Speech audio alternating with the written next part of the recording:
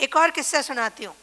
एक लड़का आया 11th क्लास का, उसकी मम्मी ने मुझे पहले आके बताया था कि अगर इसने कोई चीज़ मांगी और इसको 3-4 दिन में नहीं मिली और फिर वो चीज़ आई तो वो तोड़ देता था। तो इस बार लैपटॉप तोड़ा कि मैंने बोला था मेरे को ये 8 दिन में चाहिए, आ गया है नया। पापा लाए बेचारे 20 दिन बाद, तो नया की नया लैपटॉप।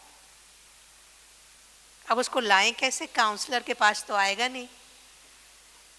तो मैंने उसकी मदर से कहा कि आप अपने हस्बैंड की काउंसलिंग के लिए ले आओ।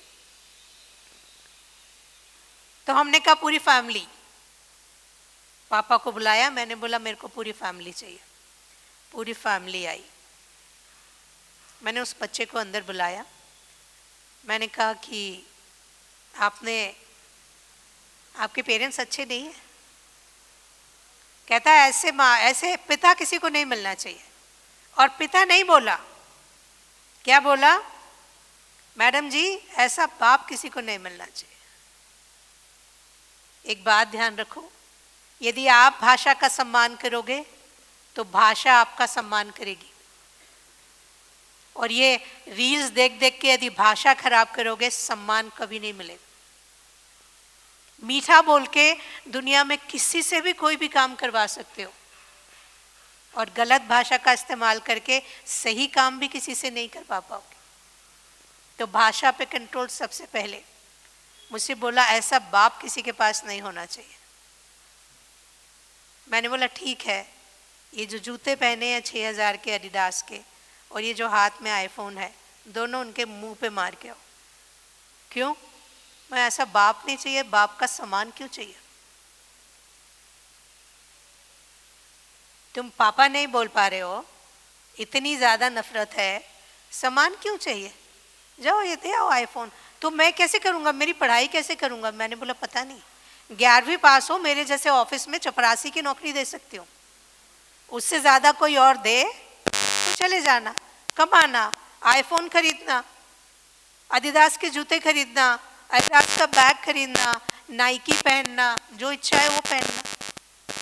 बोले उन्होंने मेरे को पैदा किया है तो उनकी जिम्मेदारी है। ये सब माँ बाप करते हैं तो वो भी करेंगे।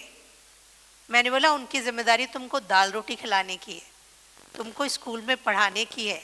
आईफोन दिलाने की जिम्मेदारी किसने, कहाँ भगवान ने लिख के भेजा है कि माँ बाप को बच्चा पैदा किया है तो आईफोन दिलवाना ही पड़ेगा, या 1.5 लाख का लैपटॉप दिलवाना ही पड़ेगा?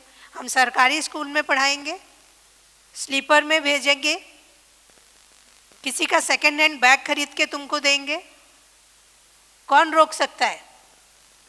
पर माँ बाप ऐसा नहीं करते। जो बेस्ट होता है वो आपके लिए करते हैं। 10 बार वो अपने जूते सेक्रीफाइस करते हैं कि आपके स्कूल की फीस भरनी है। 10 बार वो अपनी चीज़ें सेक्रीफाइस करते हैं कि आपकी किताबें खरीदनी है, आपके चॉइस की चीज़ खरीदनी है, और उसके बाद भी आप चीज़ों के लिए गुस्सा होते हो।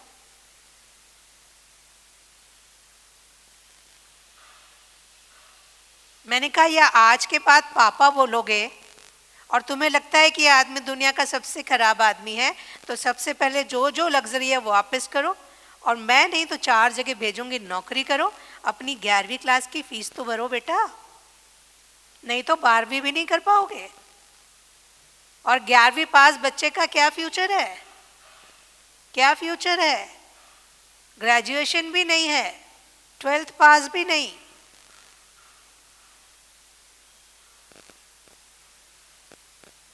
तो थोड़ी देर तो मेरे से बहुत बहस की, लेकिन मारो काम पर बोलने को है, तो बहस में तो कोई मेरे से जीत नहीं सके दरी, है ना।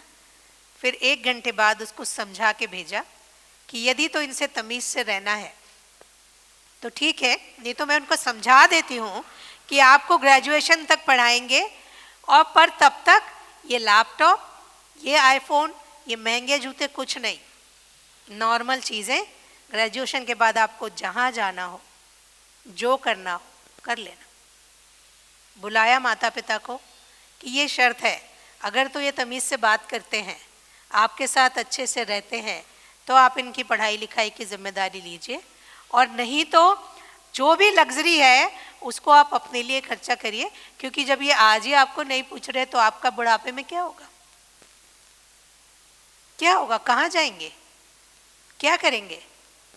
क्योंकि वो जो अभी कर रहे हैं वो तो सब बच्चों के लिए कर देते हैं। सीख लूँ, मैं क्या बन जाऊँ, मैं क्या स्किल डेवलपमेंट कर लूँ, उस पर कॉन्सेंट्रेट करोगे तो पूरी ज़िंदगी आपका भी नाम होगा, उनका भी नाम होगा। नहीं तो आपस में लड़ते रह जाएंगे और फिर 10 साल बाद, 20 साल बाद, और जिसको कंप्लेन करने की आदत पड़ जाए वो हर बात में कंप्लेन ही करते रहेंगे। बात समझ में आई? यस और नो?